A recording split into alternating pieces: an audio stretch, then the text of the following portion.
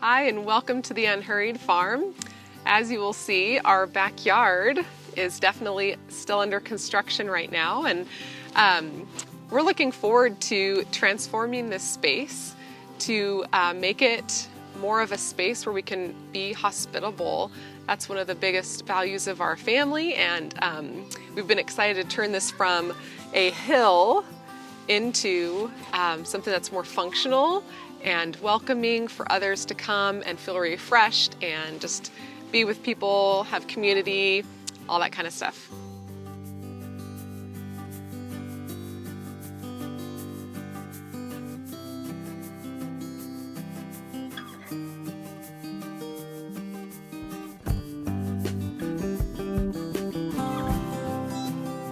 If you're watching this video and you're like us, you have a backyard, you want to make it a more usable space, and that's what we've wanted to do. You might, like us, have a hill that you having to deal with.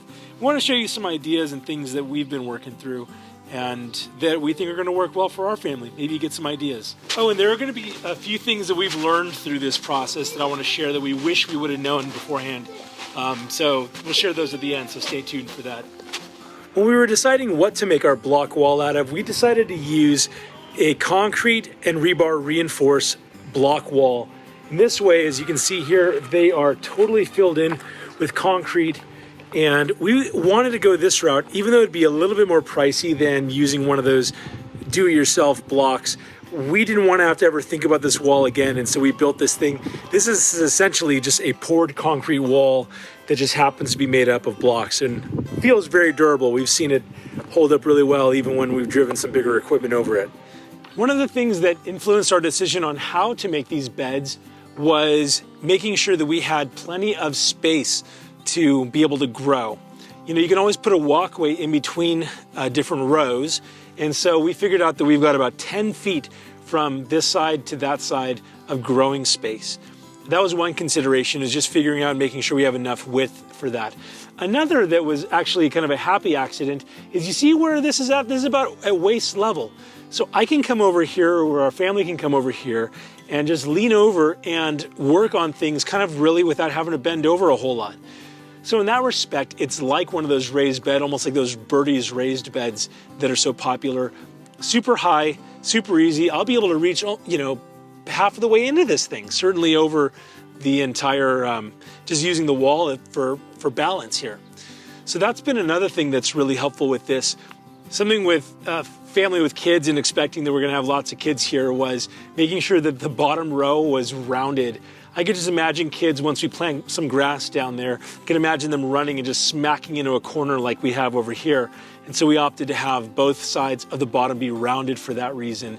We're going to be putting some downlights that are going to be on top of these blocks aiming down, and then we're putting concrete caps on top of those.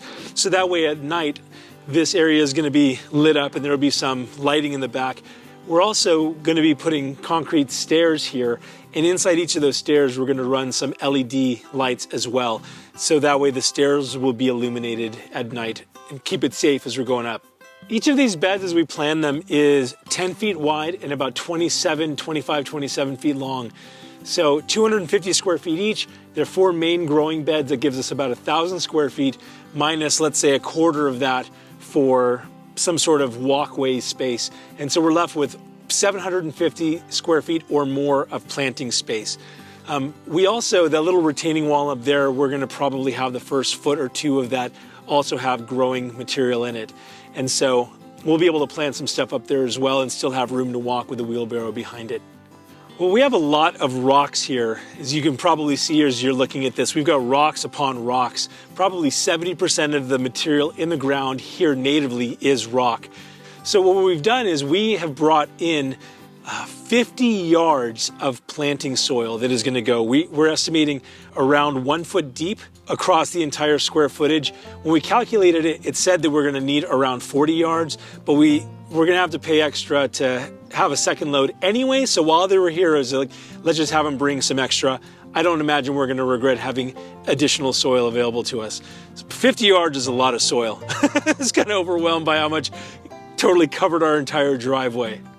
So with the seating area, we're thinking of carving out kind of a rounded space over here and putting some pavers down, as well as some of those blocks, creating like our own little block wall, retaining wall, with those things, you know, that you can get at Home Depot that are nesting, and it can go up to maybe about 1.5 feet or so. And so we're going to carve out a semicircle that faces out into the garden, maybe plant some trees behind it, some bushes, some shrubs, maybe some climbing things to go down it. A lot of options available up here. We've also really wrestled with what to do with the remaining space. What do we do with that area that used to have grass? And what about this area down here? And something we've decided is that we really like the idea of there being kind of a grassy thoroughfare for kids to play on here. So we're thinking that this area is going to largely be grass, going all the way across, kind of a strip of it. And then this area back here is going to be largely like heavy walking bark with maybe a rock path going through it. We're also considering building a shed over there. And so having that situated in, you know, like a nice bark path, I think will be pretty good. More than being just a productive backyard, which is what these growing beds are going to be, we want our home to continue to be a place of refreshment, one of hospitality and being able to serve people. And so one way we want to do that is by creating these little spaces for people to naturally sit, little seating areas.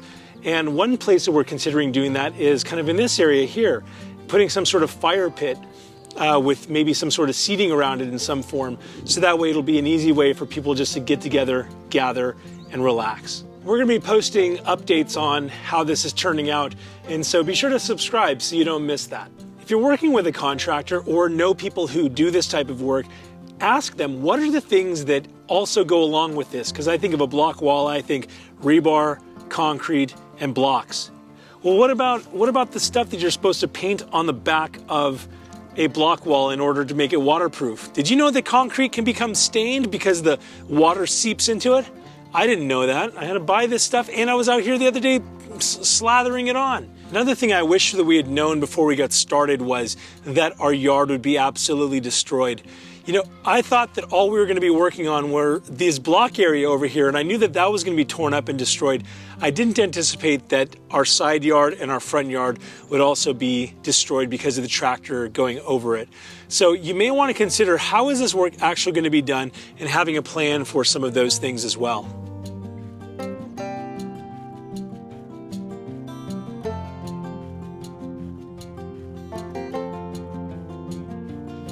Hey, what are some things that you wish you would have known when you did stuff in your project in your backyard?